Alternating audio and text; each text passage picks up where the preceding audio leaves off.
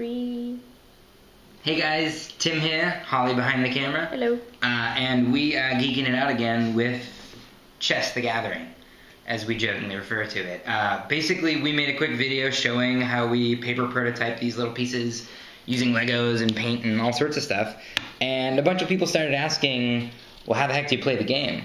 And then someone had a cool idea of, why don't you go through the design process that you had when you were making the game? And it was a really weird design process, so I thought that might be kind of fun to document. Might even be fun for us, I don't know. So, let's get to it. Basically, as the name of the game denotes, we like playing Magic the Gathering, and we have a lot of fun playing cards and, spawning creatures and killing each other. But we're visual people, and we thought it would be really fun if there was a spatial element. What if we could see that battle of wizards and the creatures they're spawning and stuff like that? And so we were like, all right, let's give that a go. And the first thing that came to mind for me when you start thinking about a spatial game is chess, because I love chess and the elegance and simplicity that leads to all the complexity that is inherent in chess. And I think that when you have a game where you have cards in it already, you've already got complications of cards, and then you've got the spatial battle. So I think that if both of those can be simple, then combined maybe they won't be too complicated. That was a theory anyway. And that kind of led to the creatures, right? So if you're creating these creatures, in Magic there's so many creatures, and that's a really fun part of the game.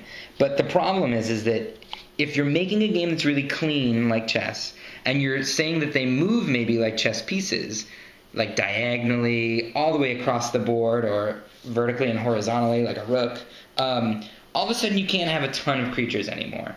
Because things like range, attack, defense, health, all those attributes make it so you can have tons of creatures. But they also add complexity to the game. And I thought that chess, how movement equals attacking, how movement is clean, you go diagonal as many as you want, that would be cool. So that limited us to a few characters. And then instead we figured we'd push the kind of all the complexity or the different behavior onto when you cast spells on those simple creatures, and then make those creatures more complicated and have more behaviors and stuff like that. So, basically, we have 3 creatures to start with. We just kind of picked 3 creatures arbitrarily.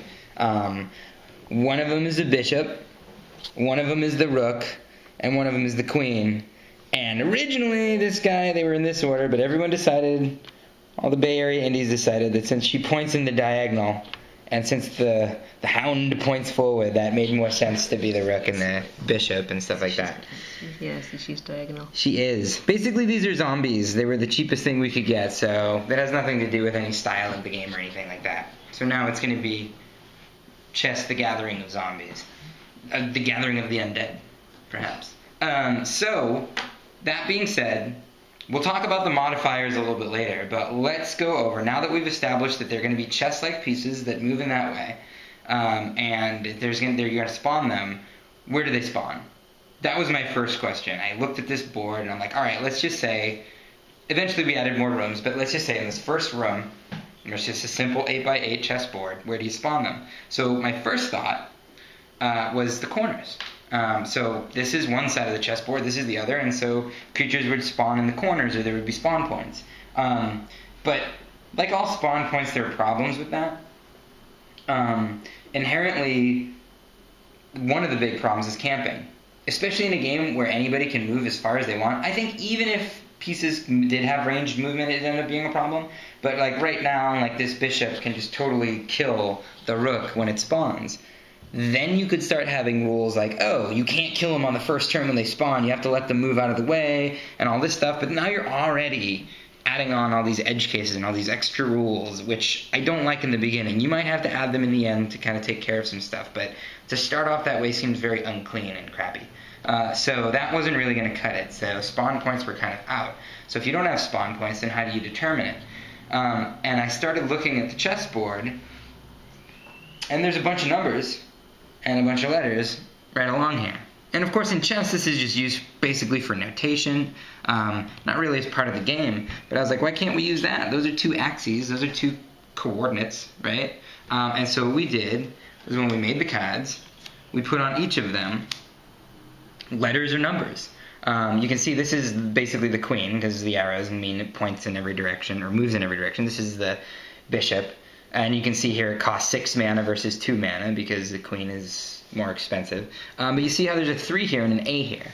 And so inherently, one thing that I thought was really cool was that when you spawned a creature, you had to sacrifice another creature or spell in order to get your second coordinate, right? So if you cast either the queen or the bishop here, your 2 coordinates would be 3A, and that would put you here. And that's a nice kind of arbitrary place for you to stat. And then in addition to that, there's a lot of strategy. If you have like 7 cards here, and you have all different letters and numbers, you might want to cast the queen, but you can't, because where you would cast the queen would put her in a really crappy place. And I did have that you could then move the piece, but that would waste a move that maybe you wanted to move another piece. So I thought there was this really cool kind of and you had to sacrifice a card. So here, in order to play, like let's say this queen, you have to get rid of one of your bishops, which sucks. But it's kind of cool, because it kind of gives it that give and take, that kind of risk-reward kind of thing. But like a lot of things, I think it's a cool rule that adds a lot of strategy to the game. But it slows the game down considerably. An analogy I'd like to use in this point would be Axis and Allies. It's a game that we love. We love to play Axis and Allies. And it takes us forever to play it. And there's a rule in Axis and Allies that you have to order all of your troops, all of your like reserves or reinforcements or your next round's troops, before you play out the battle.